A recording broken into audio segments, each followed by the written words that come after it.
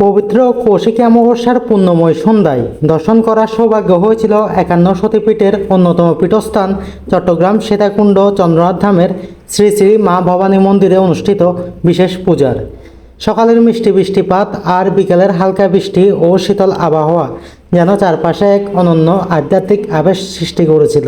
এই অভিজ্ঞতা প্রমাণ করে চন্দ্রনাথ ধামে 12 মাসের 6 রূপের অপার মহিমা কেবলমাত্র এখানে এসে সরাসরি অনুভব করা যায়। তাই কৌশিকী অমাবস্যার সেই রাত্রে আমার আগমন হয়েছিল ভবানী মাতার চরণে। সেদিন বিকেলের হালকা বৃষ্টির ছোঁয়ায় মা ভবানীর মন্দির যেন রূপ নিয়েছিল আধ্যাত্মিকতার অমূল্য মন্দিরে। তারপর সন্ধ্যা ঘনিয়ে আসতেই একে একে জড়ো হতে শুরু করলেন মা ভবানীর সন্তানেরা। সেই শুভক্ষণে আমার একান্ত অনুরোধ, আপনি আজকের এই পুণ্যময় ভিডিওটি কোথা থেকে দর্শন করছেন তা অবশ্যই কমেন্টে জানাবেন, কারণ আপনার সেই দর্শনীয় স্থানেও আমি পৌঁছে যেতে চাই, যেন আগামী ভিডিওতে তুলে ধরতে পারি আপনার আধ্যাত্মিক ভূমির অপরূপ মহিমা। আর ভিডিওটি অবশ্যই শেয়ার করবেন যাতে সকল ভক্তদের দর্শন করার সুযোগ হয়। এরপর কৌশিকী অমাবস্যার পূজা দিয়ে চলে গেলাম উপরে বাবা সোমনাথ দর্শনে, যেখানে গিয়ে দর্শন হলো বাবা সোমনাথের সন্ধ্যা আরতির।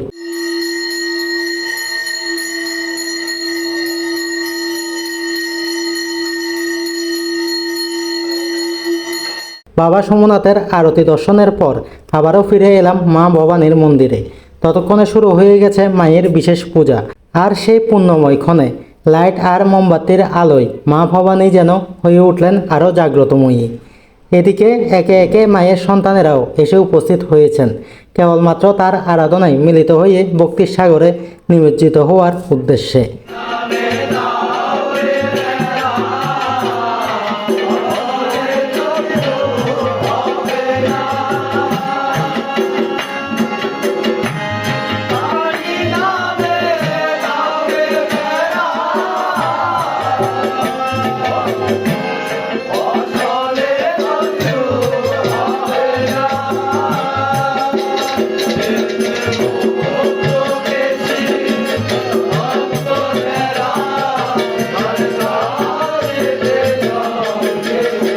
মায়ের সন্তানদের আরাধনা, পূজারীর পূজা আর ভক্তগণের ভক্তিতে পরিপূর্ণ হলো মা ভবানীর অমাবস্যা রাত্রির বিশেষ পূজা।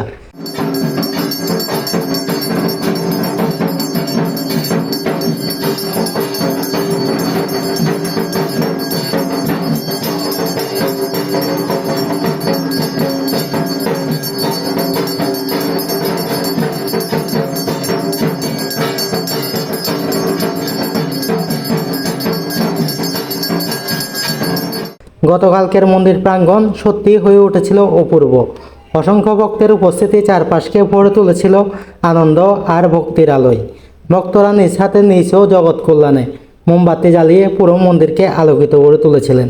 সে মুহূর্তে মনে হচ্ছিল প্রতিটি আলোয় ঈশ্বরের প্রতি ভক্তির প্রতীক, যা ছোট একটি শিখা হয়ে তারা মিলে তৈরি করেছিল এক মহা আলোক উৎসব। সে সময়ে ভক্তদের সঙ্গে ভক্তির অনন্য উদাহরণ হয়ে মায়ের চরণের সঙ্গ দিয়েছিল এক নিরহংকারী কুকুর, যা নিঃস্বার্থ প্রেম ও ভক্তির এক বিরল প্রতিচ্ছবি।